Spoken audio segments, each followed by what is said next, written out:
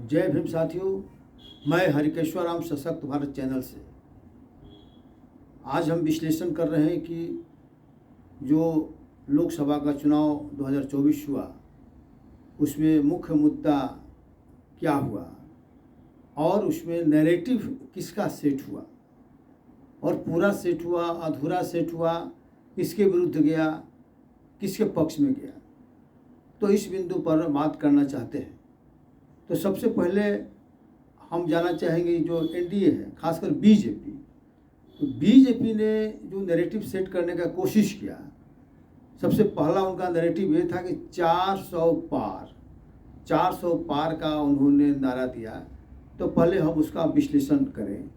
तो 400 पार का जो उन्होंने नारा दिया, तो इसका खासकर एससी, एसटी, ओबीसी पर बहुत बुरा प्रभाव पड़ा कि भाई आखिर आपको 400 पार क्यों चाहिए, किस उद्देश्य की पूर्ति के लिए चाहिए। आखिर आप 400, सरकार तो 272 में बन सकती है, तो फिर आपको 400 पार लाने का क्या मतलब है। तो इस पर लोगों ने गंभीर चर्चा किया और लोगों के दिमाग में आया कि ये मोदी सरकार जो है, ये एनडीए की सरकार, खासकर बीजेपी की जो सरकार है, ये संविधान को बदलना चाहती है और संविधान का अपना प्रारूप भी जो मनुवादी विचारधारा का लोग हैं, वे लोग तैयार करके रखे हुए हैं। जैसे ही 2/3 से ज़्यादा, मतलब 400 से ज़्यादा बहुमत आएगा, ये लोग संविधान को बदल देंगे। ये मैसेज चला गया। इसका जो नैरेटिव सेट करने का उनका था कि मनोवैज्ञानिक समझिए कि असर डालना था लोगों पर कि हम बहुत मजबूती से जीत रहे हैं और दूसरे लोग डिप्रेशन में चले जाएं। लेकिन उसका उल्टा प्रभाव हुआ। उल्टा प्रभाव ये हुआ कि एससी, एसटी, खासकर एससी, एसटी के लोगों ने ये सरकार के विरुद्ध चले गए। उन्हें लगने लगा कि ये सरकार अगर बनी तो संविधान को ख़त्म कर देंगे। और लाख कोशिश करने के बावजूद भी बीजेपी के इवन प्रधानमंत्री तक ने ये घोषणा किया कि नहीं, हम संविधान को नहीं बदलने वाले, हम नहीं बदलेंगे, हम संविधान को जिंदा तब तक रखेंगे जब तक हम जीवित हैं। मेरे जीवित रहते कोई संविधान को नहीं बदल सकता। ये बार बार उनको घोषणा करना पड़ा और दूसरे से भी घोषणा कराना पड़ा। तो एक इसका इफेक्ट हुआ। इसका इफेक्ट ये हुआ कि 400 पार तो छोड़ दीजिए, 2/3 बहुमत तो छोड़ दीजिए, बीजेपी को सामान्य बहुमत भी लोगों ने नहीं दिया। 272 का जो सामान्य बहुमत का आंकड़ा था, उसको भी मताधिकारियों ने नहीं दिया और इनको मात्र 240 तक सिमटा दिया। कहने का मतलब कि जो उनका जो नैरेटिव सेट करने का जो उन्होंने सोचा था, उसके उलट, उनके विपरीत इसका प्रभाव पड़ गया एनडीए के सेहत पर, बीजेपी की सेहत पर। फिर अब दूसरा एजेंडा मान लीजिए कि जो है महागठबंधन के लोग, जो इंडिया गठबंधन के लोग थे, उन्होंने एक एजेंडा मान लीजिए कि नैरेटिव सेट किया। और राहुल गांधी खासकर जो नरेंद्र सेट, उन्होंने कहा कि ये बीजेपी और ये लोग संविधान को बदलना चाहते हैं, हम संविधान की रक्षा करेंगे, इसीलिए आप उनको हराइए और संविधान का मान लीजिए कि जो है रक्षा करिए, संविधान और आरक्षण की रक्षा करने के लिए आप वोट करिए। और ये एजेंडा फिट बैठ गया। ये एजेंडा एससी, एसटी, ओबीसी में ये बैठ गया और बहुत जोरों से लोगों को ये लगा कि अब तो भाई ये सरकार बदलना ज़रूरी है। ये सरकार अगर आएगी और खासकर 400 पार जाएगी तो हमारा मालिक रिजर्वेशन को और इसको ख़त्म कर देगी। अब उसका असर हुआ, लेकिन उतना भी असर नहीं हुआ कि सरकार को बदल दे। क्यों? मतलब इसका असर हुआ कि सरकार जो है 303 सीट पर पिछले बार बहुजन ये आपका भारतीय जनता पार्टी थी, वो 240 तक आ गई। बहुत सीट घट गया उनका।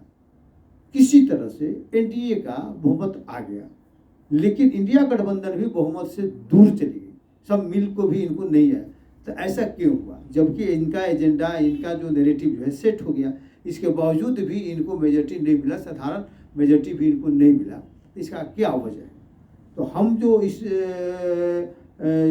पाते हैं कि जो इंडिया गठबंधन के लोग हैं, ये कहीं से भी संविधान के समर्थक नहीं रहे हैं। कहीं से भी जो आरक्षण है, उसको जो मूल भावना है संविधान का, आरक्षण देने का जो मुख्य उद्देश्य है, जो संविधान का जो मुख्य उद्देश्य है, तो संविधान के उद्देश्यों की पूर्ति के लिए रिजर्वेशन का जो प्रावधान है, जो आरक्षण जो संवैधानिक प्रावधान दिया हुआ है उसके विपरीत ये लोग काम करते हैं।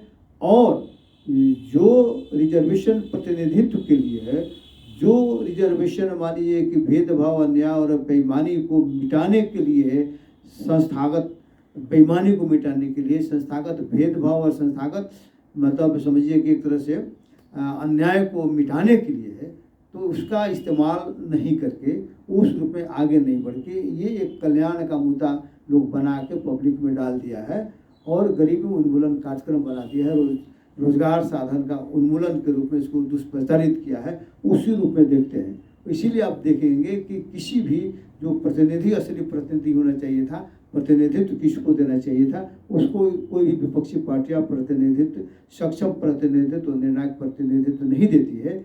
संख्या गिनाने के लिए किसी को भी उठा कर रख देती है, कहती है कि ये हमारा प्रतिनिधि हो गया। तो इस कारण से लोगों का भरोसा इन पर भी नहीं हुआ कि ठीक है, वो उतना तो था कि वो संविधान तोड़ सकता है, इतना लोगों ने विश्वास किया। लेकिन संविधान तोड़ेगा कब? जब उसको 2/3 बहुमत आएगा तब। लेकिन इन लोगों पर भी था कि ये लोग भी कोई अच्छे नहीं हैं, संविधान की रक्षा करने वाले नहीं हैं, आरक्षण की रक्षा करने वाले नहीं हैं। इसलिए इन लोगों पर भी जनता ने, मताधिकारियों ने विश्वास नहीं किया। नतीजा हुआ कि इनको भी बढ़ाया, तो जिससे बीजेपी को घटा तो इनका बढ़ा, लेकिन उतना नहीं बढ़ाया कि आप सरकार बनाने के पोजीशन में आ जाइए। इसका मतलब ये हुआ कि बीजेपी से इनको अच्छा नहीं माना गया। मतलब बीजेपी जितना संविधान के प्रति और आरक्षण के प्रति गैर जवाबदेह है, उसी तरह से इंडिया गठबंधन के लोग भी गैर जवाबदेह हैं। इसको वो लोगों ने माना और बैलेंस करने का कोशिश किया। एक तरह से अभी का चुनाव बहुत बैलेंस हुआ, बैलेंसिंग है। अब कोई भी आदमी हिमाकत नहीं करेगा संविधान के विरुद्ध बोलने का, आरक्षण समाप्त करने के बारे में नहीं सोचेगा।